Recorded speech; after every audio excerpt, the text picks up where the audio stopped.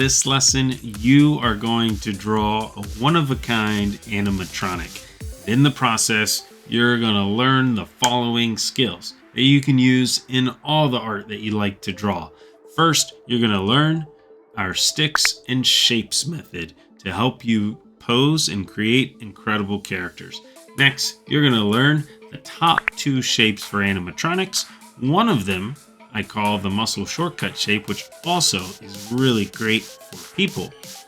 Next, you're going to learn how to draw contour lines for a really 3D look. You're also going to learn how to use repeated shapes for more cohesion, more unity for your characters. Repeated shapes to bring your character together and make them look awesome. You're also, finally, going to learn how to find your lines in the scribbles. And I'll show you what that means. Let's get started with our Leprechaunamatronic. Let's begin our Leprechaun animatronic with a very simple series of sticks and shapes. This is the middle of your paper. Move just slightly to the left of it, and that's where we will start our torso. We're going to keep this pretty small because we need to leave plenty of room for the legs. And we're going to do a shape about like this. All the way around, it's got curves. Even curve this edge here. And that is his stomach down at the bottom, chest in this area, hunchback over here. And let's go ahead and put little oval or little tiny circles that represent where the shoulders are going to be connected. And there's going to be a big head that we can go ahead and just put that big oval in here. He's crouching over, looking at us. And could even, if you do a curve like this, very lightly, that's something that's going to be erased, but it helps me to see, okay, that's the backbone. So that's the hunchback wrapping around the top of his back there. That helps me see, okay, the neck is probably behind this head, and it's starting to make sense now. And if it makes sense when you look at it, or you know where you're headed, then it makes everything a lot easier. Let's bring this elbow down, about straight across from the waist there. And then we'll bring it forward. I'm going to do a big swoop about like that. As long as you're sketching very lightly, it's going to look really nice because it'll be easy to erase once we put the shapes over top of our sticks. So we're doing the sticks now, these simple lines, which are helping us to capture the pose. If you can get the pose in place first, then put the shapes over top, it's a lot easier to go step by step. Now, instead of just straight sticks for capturing the pose of the arms and the legs, if you can get a little bit of a curve here, this has just a slight curve to it, and so does this one, then it's going to look more lifelike. And I'm going to try to get even a curve here. Now look, it goes up a little bit down here in the middle, which will represent the elbow. And then once you hit that, I start to slope up like that. Now, you could do just fine with the straight line. And if this sort of curve is giving you trouble, just do a straight line. And it'll look just fine. But if you want a little more life in your drawing, try that curve and then drop it down for the hand. And we're just going to do a little curve like that for the hand. This is the wrist. You could even put a little, see where the joints are? I usually put these. So elbow, shoulder, wrist. The wrist over here's probably about right here. And this little extension is the hand. And so capturing a lot of cool movement already. This one, yeah, that's good there. This one will be a little bit bigger. Now, I'm going to come back and do this hand later because we're going to do a 3D shape to make it look even cooler. So hang tight on that. Let's go ahead and add a half circle down here for the hips, the waist area, and then we can do the sticks for the legs. So I'm going to go curve down, sort of like I'm going to the bottom right corner of my page. And I'm going to stop a little shorter than the elbow. Put that down. See? It's a little bit shorter. I don't go as far as the elbow. If you go past the elbow way over here, you've gone too long. This leg is looking really big. Then this is going to go back. And then we'll, for now, just do a triangle, and we'll make this into a nice leprechaun shoe later. Now here, you're not going to go very far because this is going to be the upper leg. And it's going to be shorter than this one. Why? Because check it out. This represents the leg. Then when it's sideways, it's long. But as soon as this leg comes towards you, which is what this leg's going to be doing, look at how much shorter it gets. Even if it's angled a little bit. So look, this is this short. When I turn sideways, whoa, it gets really big. So we got to keep that in mind. When something faces you, it appears, if it's a cylindrical shape, it's called a cylinder. If it faces you, it's going to get shorter. And so it looks really weird when you do it just with sticks, but once you put the shapes on it, it'll make a lot more sense. So for now, just keep it small, even shorter than this stick for the arm. And then we're going to drop down. Again, I got a little bit of a curve. And bring it down pretty close to the bottom of your page. You want it to try to drop down lower than this one, if you got room for that. And try to make this shoe bigger. Why is this shoe bigger? Because something far away is small. What happens as soon as it, see how small this is? But as soon as it comes close to the camera, whoa, look how big that is. So things get closer to you, they appear bigger. Now, over here, let's just get the stick for the cane. And we want to try to see if you can do this big cane, big straight line. You could use a ruler if you want, but don't press hard. Sometimes when you have rulers, you press too hard. This is just a stick for the pose of the cane. You could decorate. It'd be cool to see you customize this cane later. We just want to get it in the right spot. It should come down lower than this foot. That'll show us that it's in front of that foot. It could be over here. It could be over here. It doesn't really matter. You just want it somewhat to the right and below this foot. Now we got a cool pose. All right, now let's go ahead and start putting some shapes on it. Let me teach you the ultimate trick for putting shapes on arms and legs. It works with animatronics and it works with humans, with people. And I'm going to teach you 2 perfect shapes for these that work in either instance. So the 2 perfect shapes for animatronics especially. We'll talk about animatronics first. And then one of these works really well for humans. So for animatronics, the 2 perfect shapes for arms and legs are the barrel, which is 2 curves on the side, the curve at the bottom, and the curve underneath. And then we also have shape number 2, which I call the muscle shortcut shape. I know animatronics don't actually have real muscles, but this works really cool for animatronics, as you can see from the finished Leprechaun, and it works on humans really well. And this is a shortcut for muscles. I call it the muscle shortcut shape. Either of these you could use for your animatronics. I think this one's a little easier. This one's a little more advanced. Feel free to use either one. I'm going to use mostly the muscle shortcut shape. Now, in order to draw this, it's like the right half over here is the same as the barrel, right? So I just do the curve, curve, curve. But what happens on the left? Instead of just another curve, it's like an S. The letter S, but stretched out. Go out and then bring it in. The cool thing about this is you'll have a huge variety of ways that you can customize this for big muscles, skinny muscles, etc. So I could do long ones. I could do Hulk style. Short ones. You could make it even a little flat or completely flat on the bottom. and do it. You could do a big curved on the bottom and do it. And what else?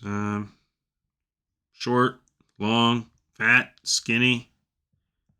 Let's do a real skinny one. All right, those look like skinny legs if I put a shoe there. So let me show you how you'll see it even on us in real life, on your figurines. Check it out. If I were to take this, let me move it out here, you can sort of see that exact shape right here. Curve out, curve out. But on this side, the curve is a little more dipped right there. You can also see it in this bicep. The bicep looks like that. The shoulder there. And then we have that shape again. Now, it also works really well on the calf. His legs don't move, but you can sort of see right there before it goes down to his foot. So this is really helpful for people as well. So now I'm going to take that muscle shortcut shape number 2, or if you want, you could do the barrel shape, and let's attach them.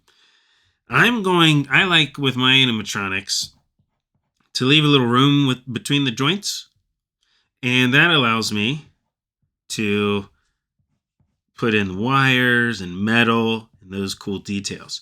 You don't have to. You could connect them. You could put big spaces, little spaces, up to you.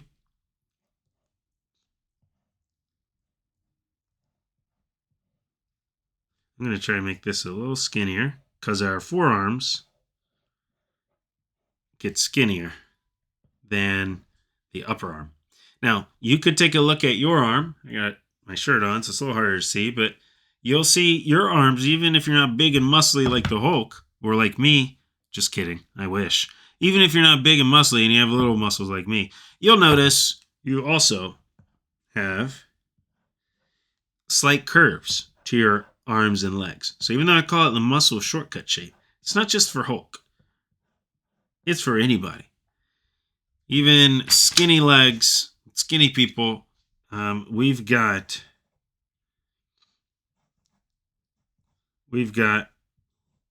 that S curve on one side usually and the other curve on the left. Now, it doesn't work with everybody at every angle. Sometimes it might look a little bit different depending on the angle you're looking at the leg. But it is an awesome, I call it shortcut shape because it's a shortcut to drawing cool muscles that usually works. Especially for the forearms and the calves, sometimes for the upper arms and thighs.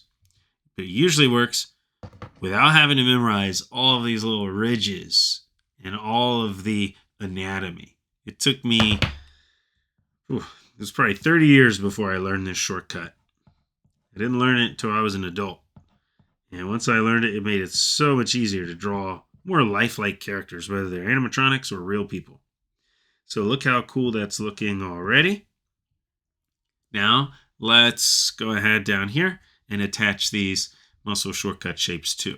Now, here I'm probably going to just keep a stick and just put some little ovals, which will represent like the animatronic pieces having fallen off. And I've got these cylinders going into metal rods. I'll show you more about that once we get into putting our secondary shapes. I'm going to do a skinnier one. It's good to try a variety of sizes instead of doing everyone the exact same size. Plus, this is further back. So I think this would look cooler if we have it skinnier. Now, I showed you different ways you could do these shapes. You could also curve it this way, a slight curve on that side instead of down. And that's what I've done here. Curve that down.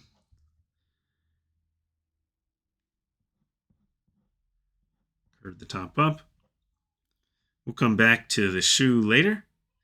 And this one is a bit tricky. We're not going to see that shape really because look what you're going to see. Instead of out, it just comes almost straight towards you. So you really just see that big circle. So I'm going to put that big circle right there.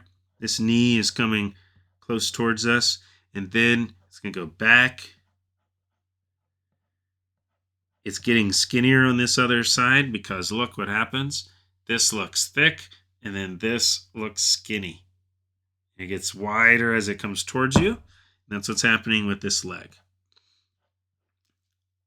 Figurines are excellent to draw with and use as reference images that you look at. And a little bit hard to see here, but you see a lot of the leg here. And this isn't the exact pose, but it's a little bit similar. And then just this leg looks really small. The knee's coming really close towards us. Then I'm going to go ahead and start erasing some of these sticks just to make it easier. See, the sticks exist in the sticks and shapes method to help us attach the lines, the shapes to accurate action poses, lifelike poses. Once you have the shapes on there, you don't need the sticks anymore. So it especially helps here. So you can see how it's connecting to those hips. And then the top of it would probably be back there behind the arm. So I'm just going to drop. In fact, we might see sometimes when you get so many details all crowded in here, it gets a bit tricky. So I'm just going to do the top there. And then it's probably going to, let's see, curve down through the wrist. I'm going to bring the wrist a little further so that they don't connect. I don't want the calf line back here to connect to the wrist. You want the lines to be a little bit separated out because it's going to be easier to see when someone looks at it what's what. Otherwise, people might wonder, wait, they'll get confused and they'll be like, what's going on there? Is that wrist like glued to the knee? Or, which if you want to do that, you could totally do that. But then you want to make it really clear that that's what's happening. Sometimes a drawing doesn't look as good as it could be because it's confusing about what's going on. And you want to try to have your drawing be clear to express what you want it to, right? That's what makes a good drawing, actually, is did it show what you're trying to show? That's one thing that makes a good drawing. Another thing that makes a good drawing, the most important, is if you had fun doing it. So, like, I have all sorts of crazy doodles and sketches, and here's one I just doodled.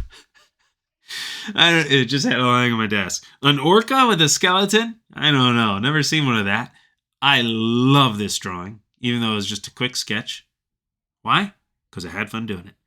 Parts of it, I think, turned out really bad. Like parts of the skeleton, it's like confusing what's happening here. I messed up the ribs, but the killer whale face, I love. Most importantly, I love it because I had fun doing it. All right, so anyways, let's get back to our foot here. I'm almost running off the page. So one thing you could do, once you have this triangle, check it out. Just put a half circle in the front, a little bit on the edge, and look at how that instantly makes it look like a shoe. See, it's a little bit confusing when we just saw the triangle, but then, or the sort of trapezoid shape, I guess. But then as soon as you put that half circle on the edge and have it go out a little bit from the triangle, now we can see, oh yeah, that is a shoe. All right. So now that we've had, let's see, all the shapes on here, you can see this is the most important part. And then from here, you can really start to customize a lot of cool different stuff here. I'm going to draw the other details on here, but I'm going to go a little faster because you can start to customize a lot of this. I'll do that. Let's do the face together, and then we'll start to do the fingers and the details on top. But you can customize that because yours doesn't have to look like mine. The main teaching of this was the sticks and shapes method, the muscle shortcut shape, and the two perfect shapes for animatronics. And I am going to show you some other things that will be really helpful before I start putting on the details. So check this out. First, do a curve here and a curve down here near the about 3/4 of the way down or so. This could be the mouth. Now you do want a little bit of the chin showing down here. So let me get my smaller pencil so you can see what's happening. We want this opening of the mouth. And curve it back in at the last second. Now remember when I said you don't want your lines all running together? Well, now that's happening over here. But I'm going to put big leprechaun sideburns coming down. And so that's going to cover up all of this. So I'll be okay. So actually, let's go ahead and put let's put the hat on him. Then we'll put those big leprechaun sideburns on him. All right. So now you can see we got this head with the jaw. We could put sharp teeth in there if you want. I think that'd look cool. Jumping ahead to some of the details, but that's all right. Now, if you want to make it look a little more 3D, I'm not sure you have the space for it. It's okay if you don't. But if you add this other little ridge right in there, it'll make it look like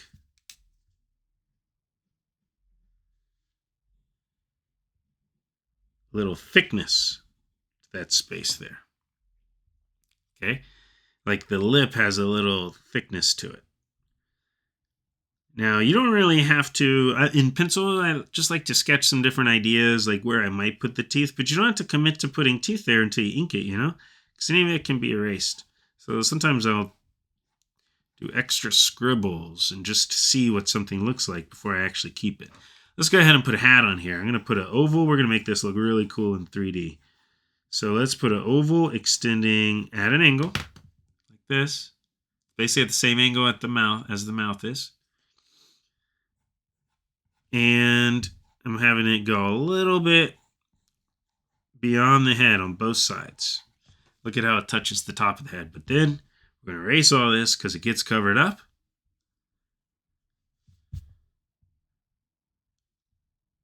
The top of the head gets covered up, I mean.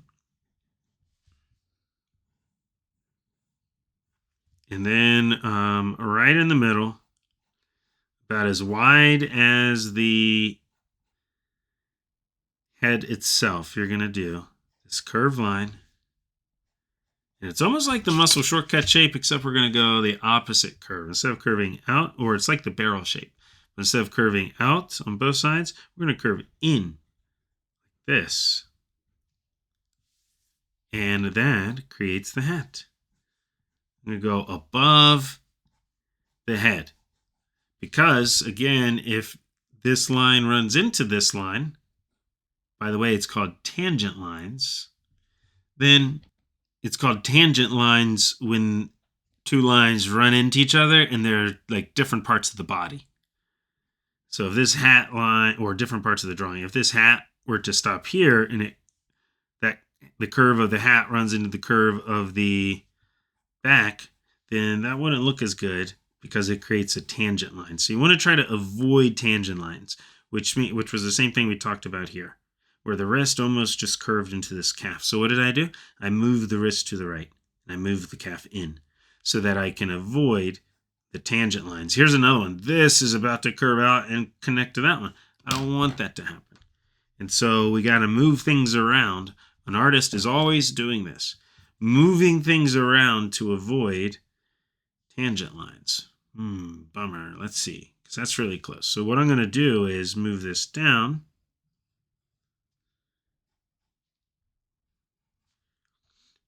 So that this curve, now you might not have a tangent line there, right? Because yours could be in a slightly different place. And so if you don't, that's awesome. One way to fix this is to I made the arm lower and make the hat higher. And there we go. Now, let's make some of these shapes we put in here a little more three-dimensional. Ready? So up here, I'm going to take this curve and I'm going to trace around it and then curve underneath it, and I got an oval. So now you got the top of the cylinder. And that's like the hat. The cylinder is like the hat facing us. So we get the top of that cylinder. Then where else can we put some three-dimensional shapes? Something's a little bit lopsided here, though. Let's go to, I need this curve to match this curve. I don't think it did. I didn't mean for this to be all messy over here. I sort of like it. See, sometimes your mistakes can turn into a part of your drawing. I think it looks cool if this is like coming apart at the seams. Makes them look a little creepier, probably. All right, that's a little better. Now let's go ahead down here. And I'm going to just do that same line. That's the bottom of the hat, a little bit above. And that gives that hat a little bit of thickness. Now, the eyes probably going to be mostly covered, but we'll see this one eye peering out. We might just see the bottom of this eye, or the eye socket, rather.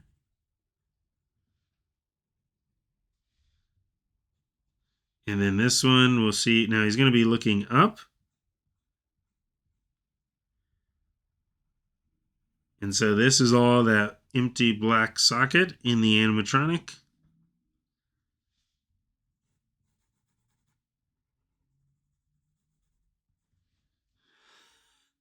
And he's looking at us like that.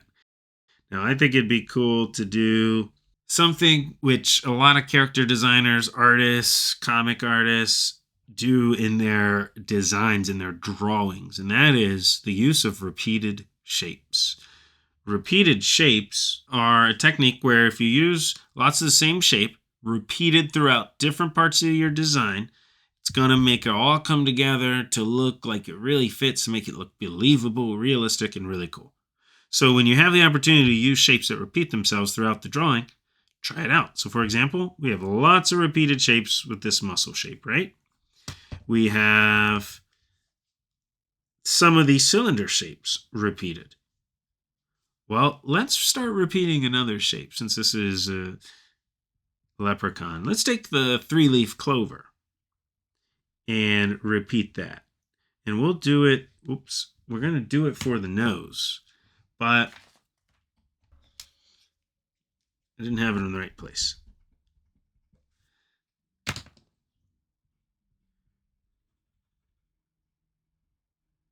So if this is the center line, we need to have it right in the center. Now I'm going to do, so that's going to need to be one leaf. This will need to be the other.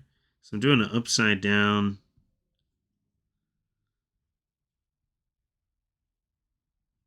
clover, basically.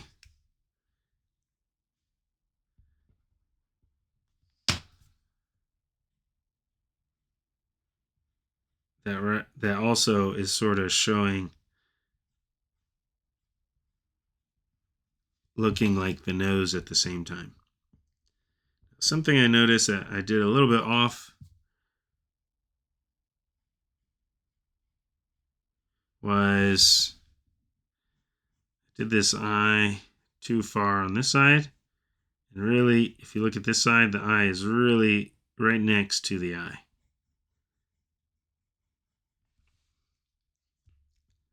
So let's erase this side.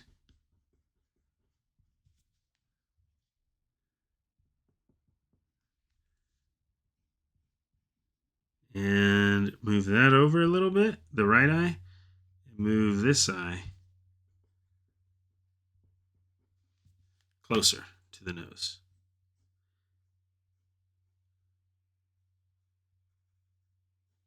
There we go. Oh, that's when you put that pupil in there, that's optional. You could keep it without a pupil and see how it looks. But I think that makes him look pretty creepy, doesn't it? Now we're going to put the couple extra teeth on the side there. We're going to put the big orange hair, pieces of hair on the side. This is going to be something I'm going to use for wires too. It's called scribbling, or finding the lines in the scribbles. Finding the lines you want in the scribbles. Here's what I mean. I very lightly do some big scribbles. And then I do a couple passes of them, which means I do a couple on top of each other, just very lightly. And then I'm going to see the ones that I want to keep. And the ones that I don't want to keep because I don't think they look as nice, I just ignore those. Make them thick, keep going until it gets a little darker and darker. And I'm starting to see lines that I like this one. So now I'm tracing darker because I want to keep these.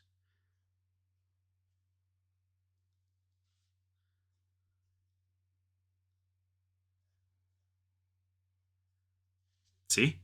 So I did a bunch of scribbles to find the lines that I wanted to keep. So finding the lines you want in the scribbles, super helpful technique. You'll see me do it a lot once I'm doing all the crazy wires going everywhere. Now the only thing we need here is coming out the side is the ears. So let's keep this ear below. If you want to do big ears coming up above, you could do that, but I think it might look better coming out here. I'm doing them pointed. Some leprechauns have points, some don't. Points tend to be a little creepier and scarier, so I think it looks cool like that. And then maybe I'm going to do one down here. Ended up fitting it in on this side too, but it's smaller because this part of the face is turned away. I think. I changed my mind. It's a little too crowded and hard to tell what's going on there, so I think it might look better if we actually wouldn't see that, because this piece of hair, or that clump of hair there, hides it all, covers it up. All right, so now let's put more repeated shapes.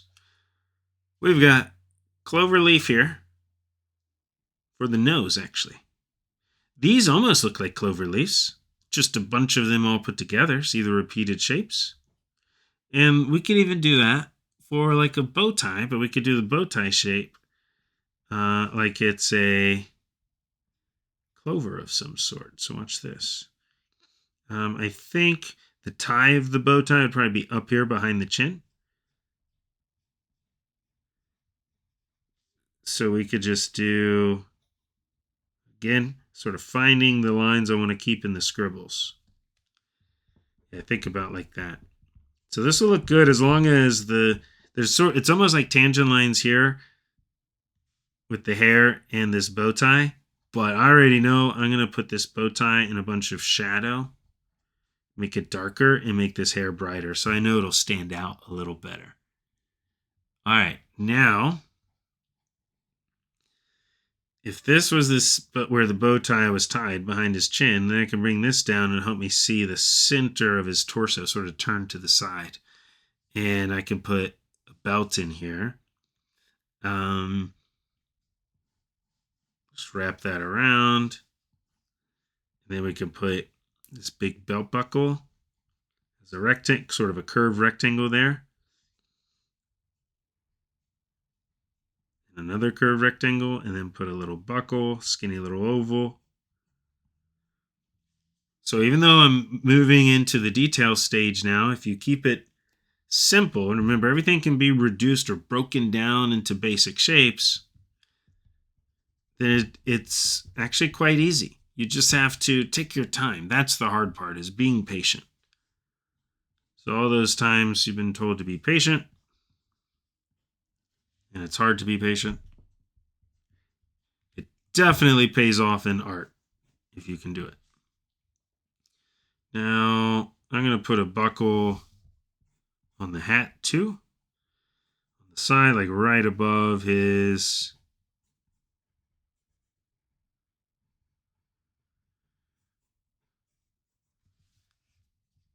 nose.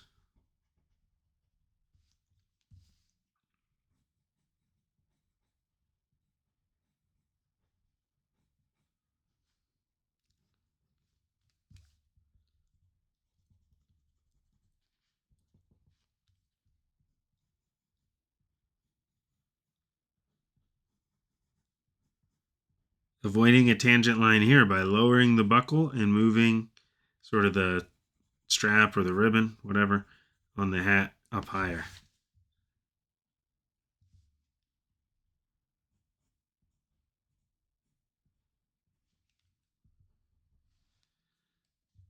All right, and then that'll be shaded in. You don't have to do it now. You can do it later when you ink your color. And now I'm going to start doing some of the hand details. Now, fingers can be tricky. This isn't a finger drawing or a hand drawing lesson. We have others on that. But so feel free to try to draw along with some of what I'm doing or just make it a lot easier.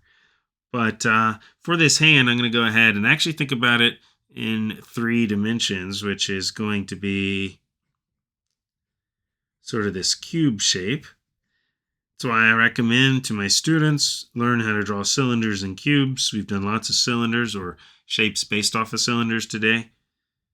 This is a shape based off of a cube, and it helps you a ton if you can draw these shapes. Now, even for hands, I do sticks and shapes lessons. The sticks and shapes method. So now I'm going to do fingers.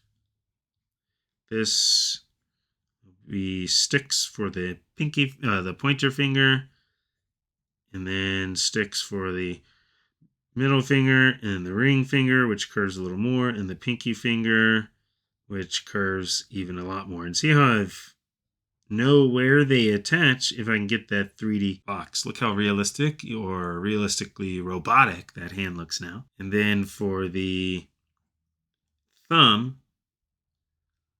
I think it'll be something like this going out.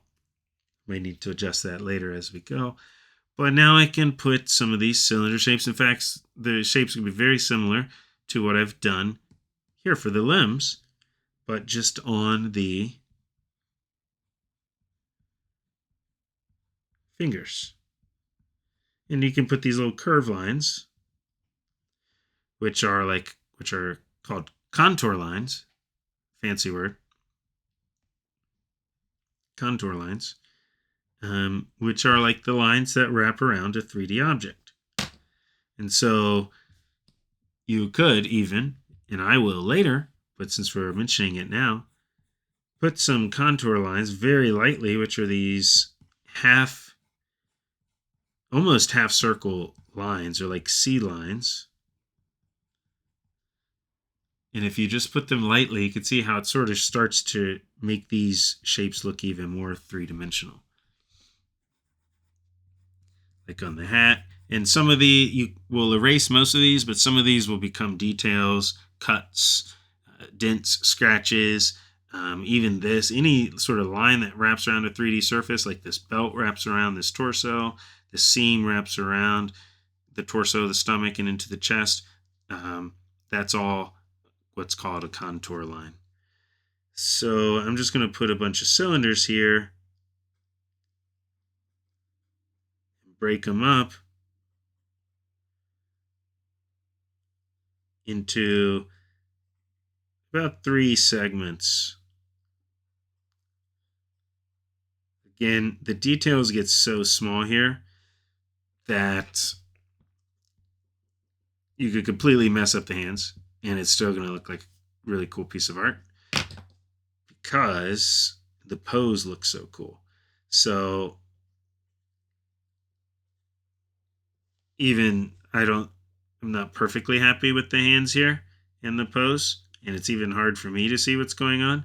That's fine. I can tell the fingers are sort of curling up, and his hand is open, and he's holding something. What's he holding? Gold. How do you do a clump or a group of a bunch of small, tiny things? You do the whole big clump first, and then you can break it up. So now that looks like it could even be the poop emoji. And if you wanted to turn that into poop, that would actually be pretty funny and even grosser, maybe even scarier. But I'm actually turning it into gold. How? Just coming in here, drawing some coins, some from the side, some poking out the back, some from the front. And now it looks like coins, doesn't it? I think so. I'm going to have some falling. Guess what? if I were to slice off a piece of the cylinder, which, by the way, has these contour lines, and when it's straight, when the cylinder is exactly straight with the camera or your eye, it doesn't look curved, does it? But as soon as I curve it, which characters in 3D space, their hands, their arms are moving, so that means the cylinders are going to be curved. You can see how you get this curve, just like I drew here. If I were to slice off a piece, then I've got this coin, which is going to look like that. Where else do we see that? It's a repeated shape. You see it in the hat. So that's over and over you'll see these cylinder shapes, or some modification of some version of the cylinder used over and over and over again. All right. Back to coins. I'm going to make it smaller. So I want some of these big because they're coming forward, and some of them smaller. It'll make it look like it's a little bit in the distance. You can even put some on the ground. Back here.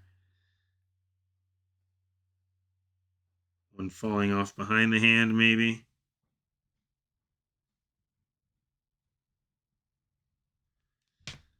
Okay, so if you have them sort of falling in this direction, it's like he brought his hand forward and they're falling off. See? They almost follow a line. This group of coins almost follows a line down and back, which is going to help you see and help the viewer, whoever sees your art, see this as a more 3D drawing. All right, so let me draw this oval that I did for the top of the hat. A few other places on this wrist.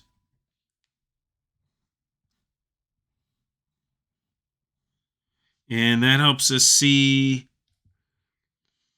the opening here as well. We'll put wires coming out of this here on this wrist. Definitely here. So look at that. Now it looks like even more 3D because it's opening up. And here, at the top of that cylinder. So see, that oval sits on the top of the shape we had. And now we can start to put rods and wires and things going into them. Let me show you another repeated shape. We had the coins, we had the top, we had the brim of the hat here. Well, we also have these. What are these? It's that disc or coin shape, which is like the tip of a cylinder trimmed off. What goes in the inside? The rod, which is also a cylinder, steel rod. And if this steel rod were inside or going through these little discs, which is sort of a classic mechanical or animatronic or Five Nights at Freddy's shape, then you get a really cool 3D look. That I just erased that little bit of the disc where the rod sits in front. And we're going to attach this. We're going to do that all the way around. Little thickness on those, just on the left. In other words, I had this shape. Don't draw this. I'm just showing you up close. And then just do a curved line. Have it connect to the side or the top and the bottom. And you got that disc shape. You're going to be doing that. To really, it's too small to tell, but it's straight on the top and bottom. But you're going to do that all the way. And then right in the middle, you're going to do a little curve. Pull the rod out of that. Erase that old line.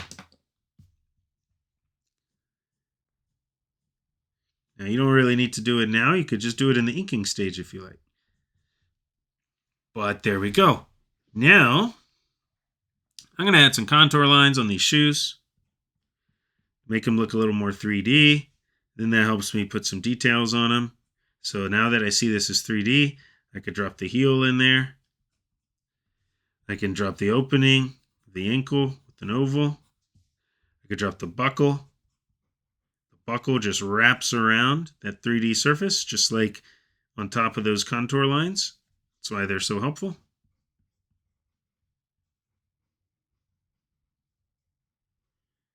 Have the little sole of the shoe coming out with a little extra thickness there.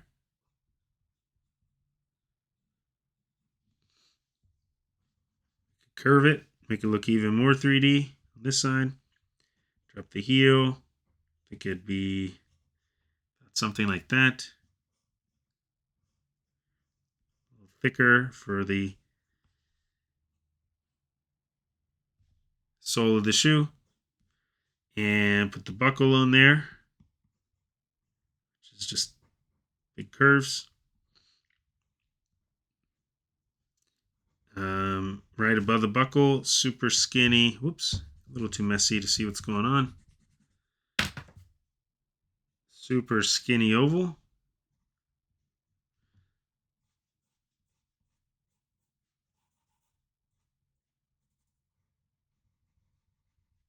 Should be a little bit tilted.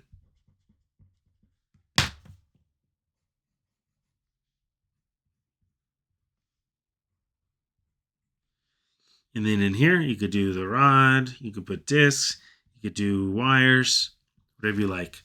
Now this is a really, let's do this hand and then we'll do some wires. So if I was doing a hand that's holding a cane, might look something like this. And these two fingers I would see, but the rest probably disappear on the other side. Contour lines can help make your stuff more 3D. Very lightly, I like to sketch these. The angle of the contour line is important. The angle of the curve, whether you curve up or down. So if yours looks off, then look at the angle I've done my contour lines. Switch that curve. It'll probably look a bit better. There, look how 3D those look, just with some contour lines. That looks pretty cool. All right, now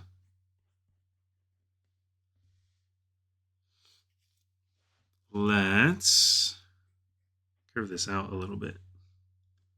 Curved it the wrong way. Curved it into the thumb in, but it should be curving out. All right. Here, you could turn into whatever type of cane you want. I wonder if I could try to get this into more of a 3-leaf clover somehow. It's like 3 balls almost. 1, 2, 3. And then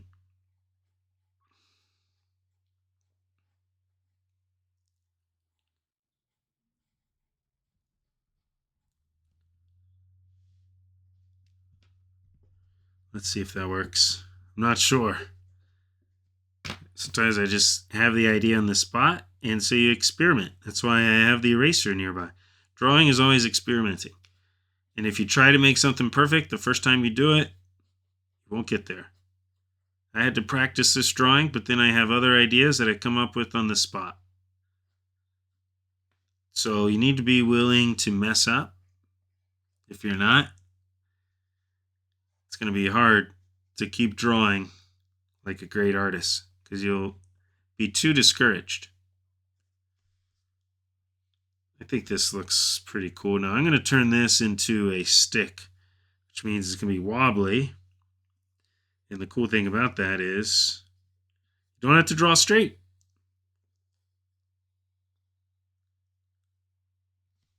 Just get the bottom straight if it's hitting the ground. Might go into the ground just a little bit, so it might be like covered up a little bit, or the bottom's rubbed off. And now, if you get this wobbly sort of random lines, you don't have to worry about getting a ruler or anything. Then you could put some other sort of random lines in there. They're a little bit jagged to make it look more like a stick. So this part is really neat and man-made up top. Then it's on top of this big natural stick. It does get skinnier at the bottom. All right, what's left? Put some contour lines on here because some of those I'll turn into little ink. When I ink, I'll turn them into little dents and things. We need some wires, and so we're going to do some finding the lines that I want to keep in the scribble. So, in the scribbles. So, what I'm going to do is just do a bunch of wiggly scribbles. And the lines I want to keep, I'm going to darken. Now, what's going to look cool for these is if you have some of the lines overlapping some of the others. Make it look more 3D.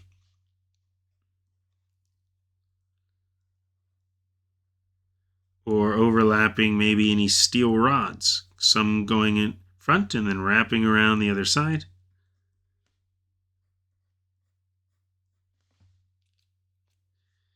Now here is a great, when you have lots of space like this, or over here on the side, you can do some really cool stuff by finding the lines in the scribbles and putting some wires popping out or spilling out. So I'm sort of just very lightly scribbling, see what looks cool. I'm going to erase this because that's not going to be there anyways. It's just for demonstration of the disc and the rods. I think this looks cool, so I'm going to start to wrap these around. Put some wires in front, going behind the other side.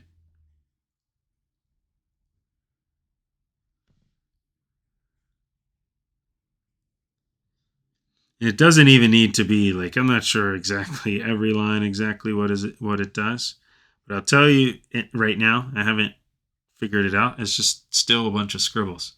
But what's going to be cool here is make it extra look really nice is if you can make some of them medium, some of them long, some of them short.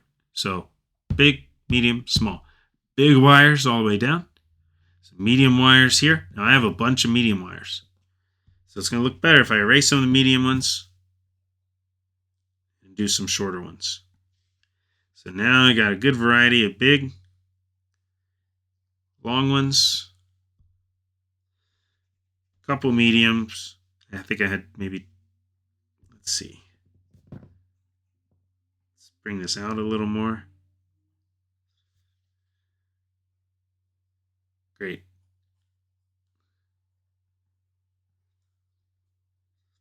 And then some small ones. Now, even as far as they stick out, I want this to stick out large, this to stick out, maybe this one medium, this one small. So in terms of their length, but also where they are on the page.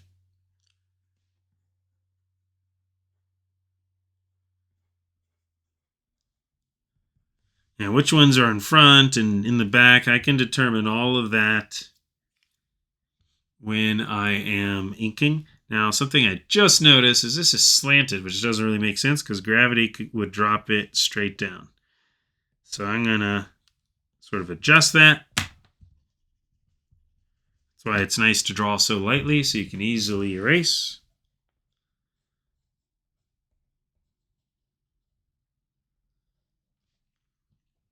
And drop that big clump straight down.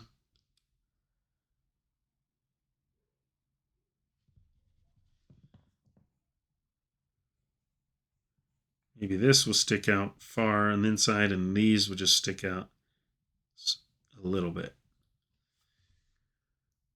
There we go, something like that. Put some wires over here. Bunch of scribbles. Oh, over here you could put an opening for the shoulder. An oval.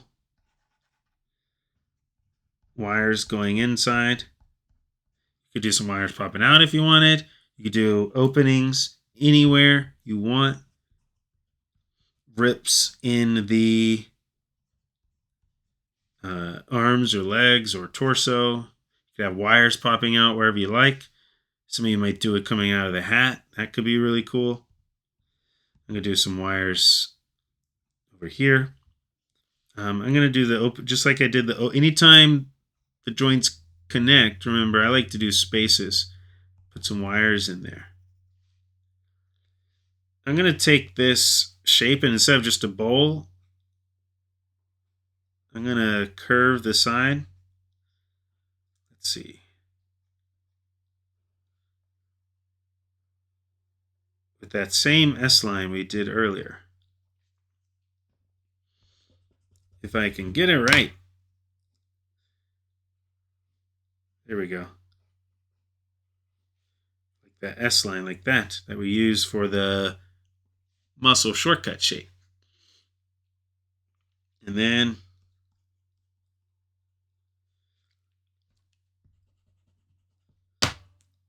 you can put all of these little wires, if you want, wrapped around there. Sometimes I experiment. Do I want wires popping out here? I don't think so. You could if you want. Contour lines. See, some of these would be scratches in the end when I ink, but I usually don't do them all the way wrapped around. Maybe some parts, but most of them are just little. See, the same thing I did with the wires. I want to do the same thing with details. Big scratches, medium, and small. It's going to make it look more realistic. Okay, need wires here to connect the wrist to the arm. Where else? Where else did I miss any wires? I think that's pretty good. I think I might want to bring this hair out a little further. I do feel like it's running a little bit too closely to that clover tie. Even though I'm going to color them different, I think it'll look cooler.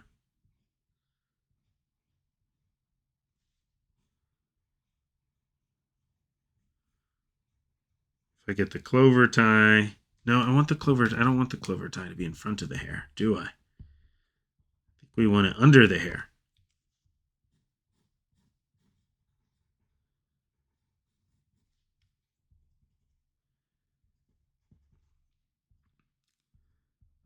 So that should work. I think it'll look better with the hair sticking further out.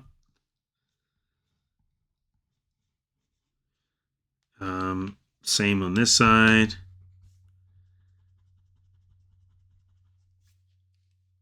So I'm at the process now where I just look at everything and see what I would like to fix. Same when you're following any tutorial, whether it's this one or anything else. Put some wires down there. You want to think about, at the end, you look at it. See what you like, what you don't like. And if you can train your eye with practice to notice, not just say, oh, I like the drawing, I don't like the drawing, but to see what you do or don't like about it, you'll be in even better shape to fix your drawings and make the art that you love. All right, that's most of it. I might make a few adjustments as I'm inking or coloring. But I like where this is headed.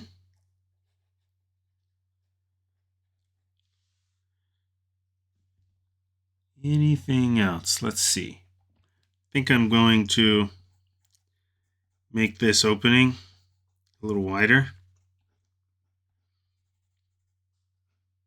If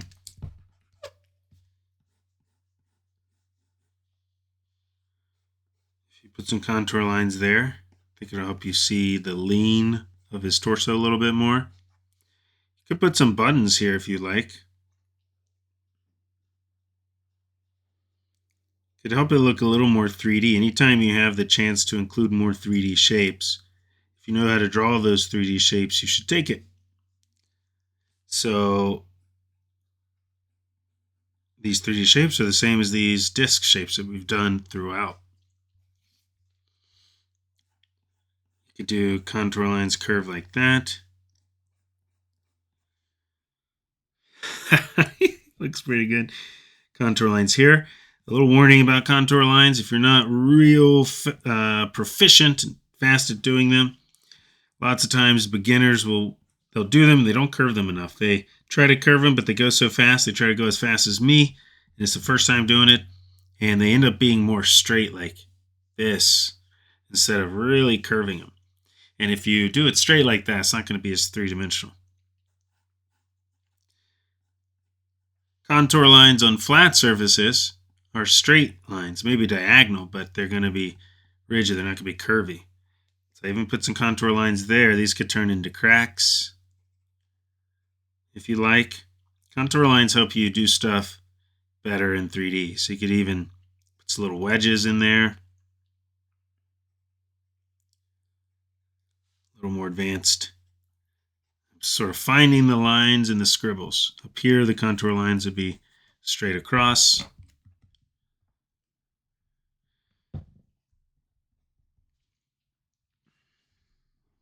Sharp ears. Let's keep these a little shorter.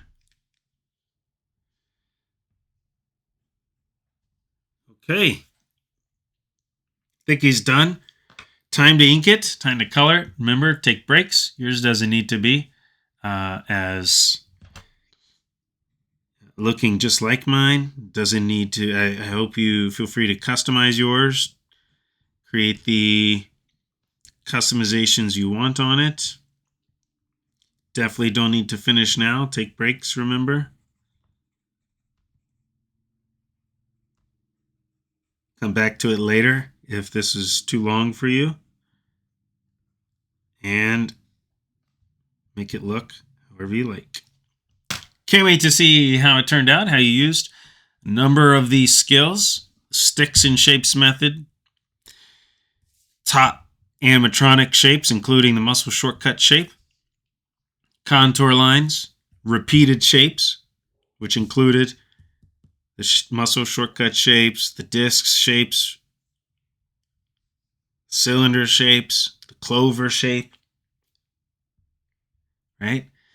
And finding your lines in the scribbles, which I do that even more when I'm inking.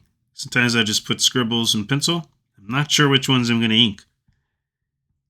But you could, if you want to, you could be really sure by darkening it in pencil and then only inking the dark lines. Sometimes I don't decide until I'm inking, though. All right, let's ink in color.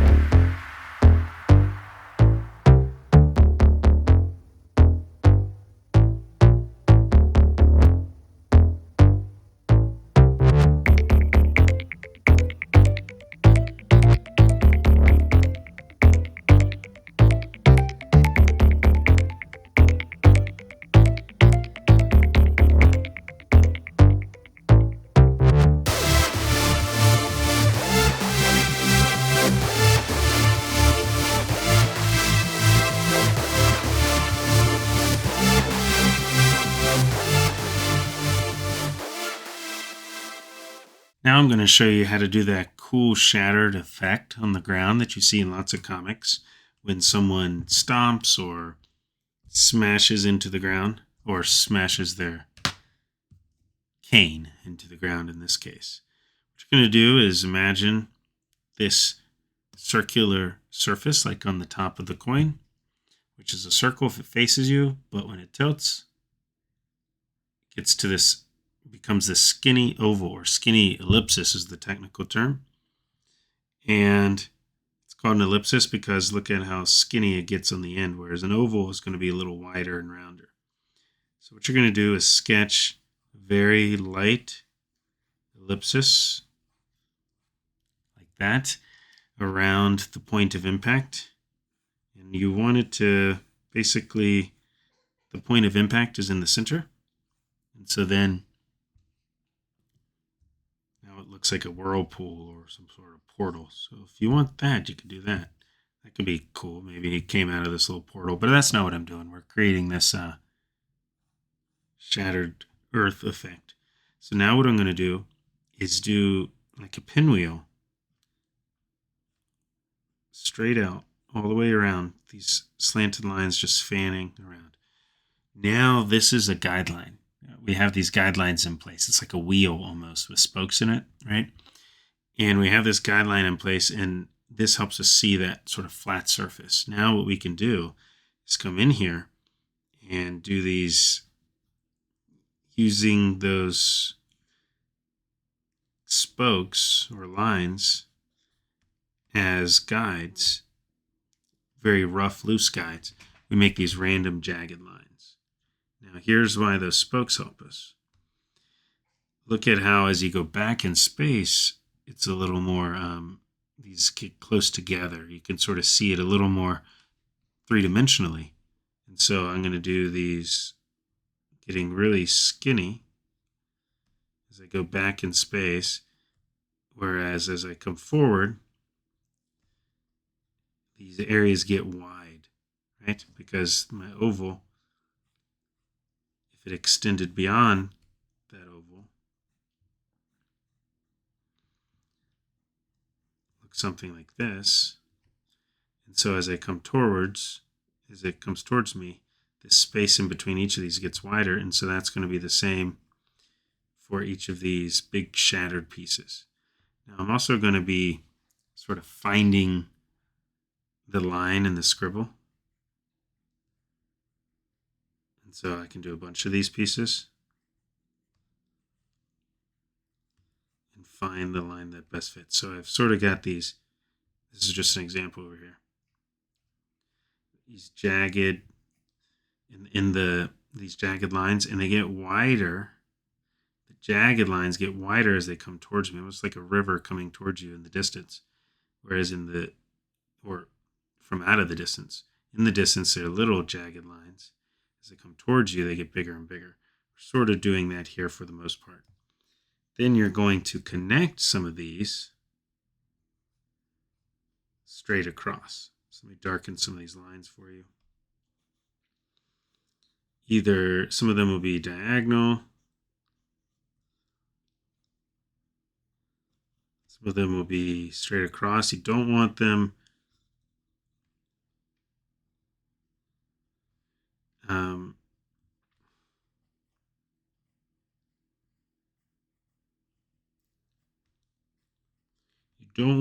to like even, like lined up. You want, if this crack comes there to this line, then you want this crack to come down further.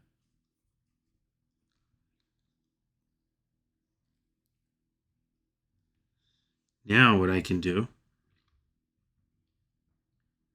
darken the ones I want. Some of these spots, just add a little darker spots in there. Smaller ones in the distance back here, because these could be like holes or random debris. So thicker ones up front. You get close to the edge of the page, closer to us. You can make them bigger, thicker. Right, and now we sort of get that shattered effect.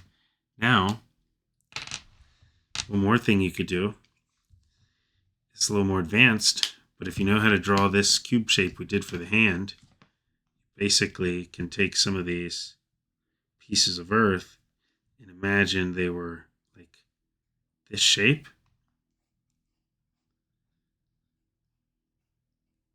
But got turned sideways because some get lopsided, things go random, and so it would become like that shape.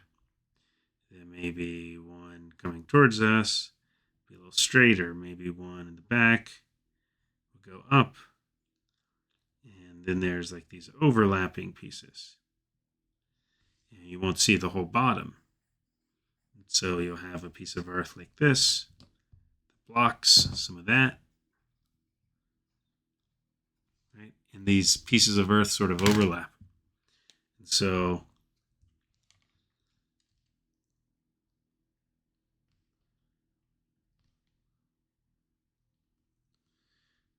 like this, and I'm doing jagged lines. Some of these pieces of earth would be tiny little specks in there.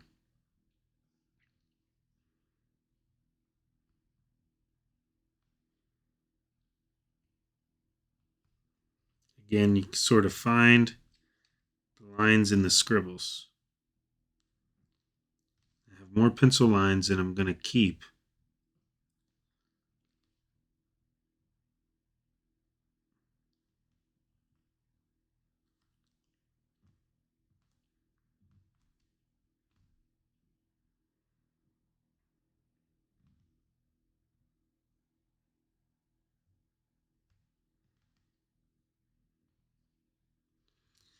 As I go back, they just need to be closer together, these lines. See, these are sort of spread out, these big chunks.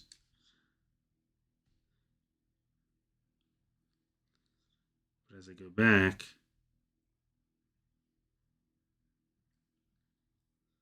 these are smaller sections between the two, between each of the pieces.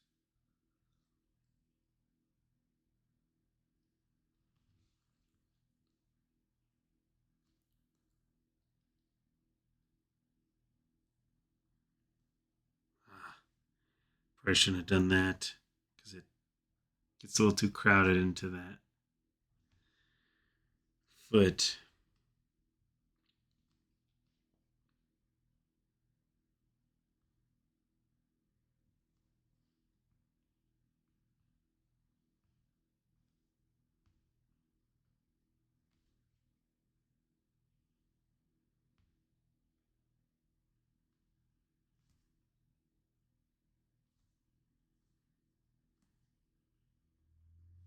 But it's okay.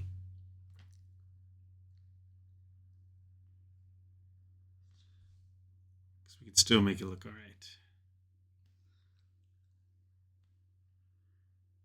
Live with your mistakes. There's a number of mistakes in this piece that I can notice. Most people won't notice.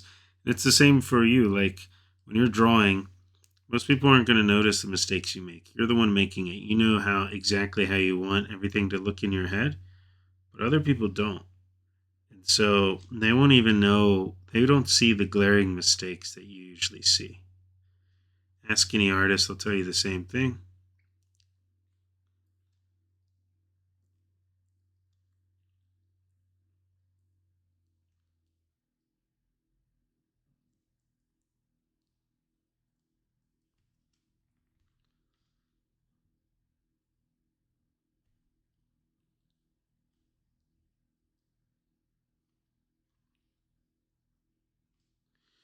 See, the pieces, the lines are all closer to each other.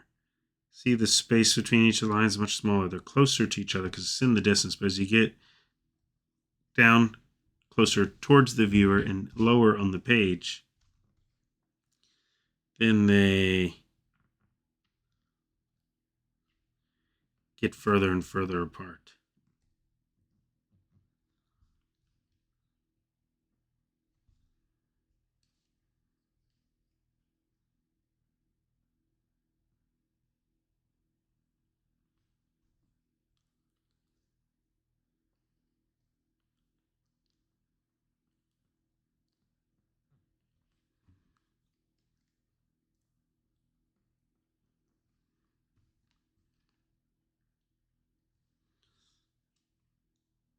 Even the little rocks or the pebbles or the debris.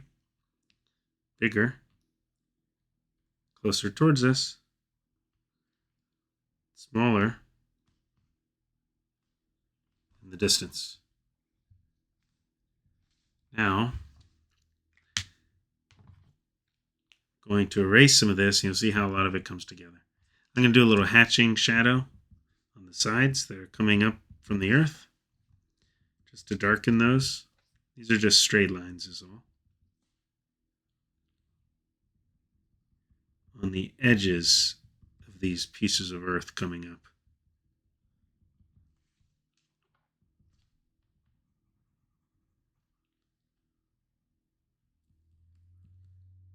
Put some little dots, this little texture.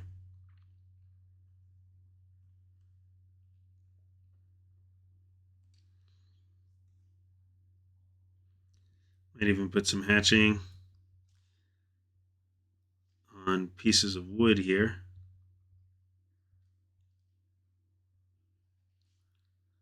To sort of create the effect of a little shadow. You can do this all the places you want. I'm just putting where I'm thinking most of the shadows would be, which are going to be in the left, the bottoms of things. Because I'm imagining the lights coming up from top right, shining down.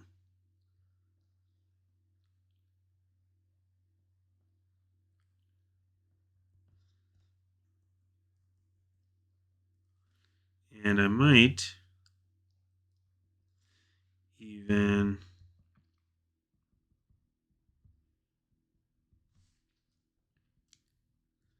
put some in these. I guess that's the only one there. Could do little hatching lines for some cool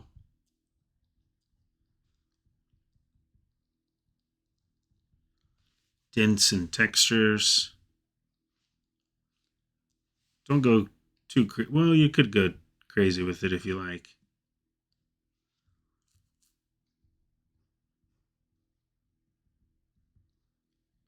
Even just a variety, big, medium, and small. Really, it's small, smaller, and smallest. Variety of these little dents and scratches, lines and dashes. Most of them are at a curve that go around these contour lines. That's why it's so helpful to have these penciled contour lines. See, I'm actually using them as guidelines. Every time I make one of these dents, almost every time, or these pieces of texture, I'm using them as guidelines so I can wrap the texture around there. These dents, see, they're following the direction of those contour lines. The other thing I like to do is look where something might hang over something else and see if that would be a good place to do a little black shadow. So an easy way is under these wires. Whenever something hangs over top of these wires, I just cover in the top of that because there'd be a big black shadow there.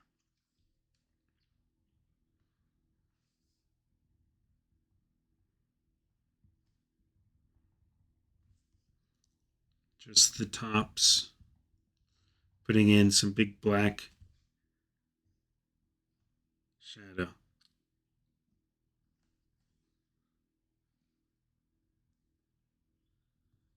And it looks cool. You could do that with marker or whatever you might color it with, but it looks good in black too. You don't need it everywhere.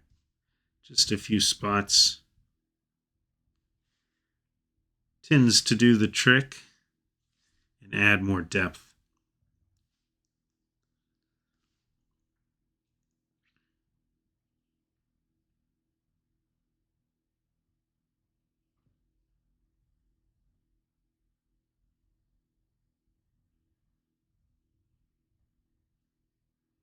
So many wires here. Gotta pay attention to what's what. Not every single one. I'm not tracking every single one as it wraps around the other wires. Just parts of them. Just enough until you're satisfied is all. You know, in terms of how realistic it is, I'm guessing for a lot of it. Just stop once it's believable enough for you, till it's like realistic enough for you.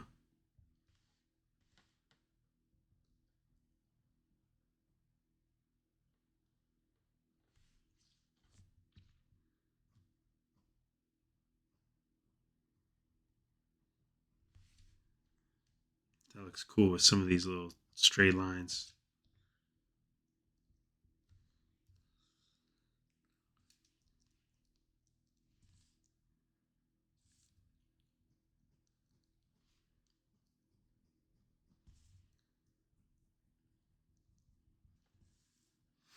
All right.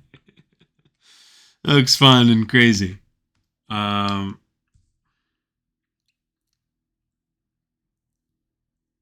Few tiny thin lines just to show the ground sort of continues back there.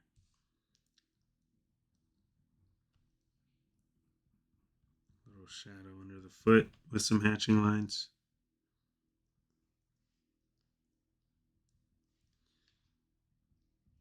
And I think he's ready to color.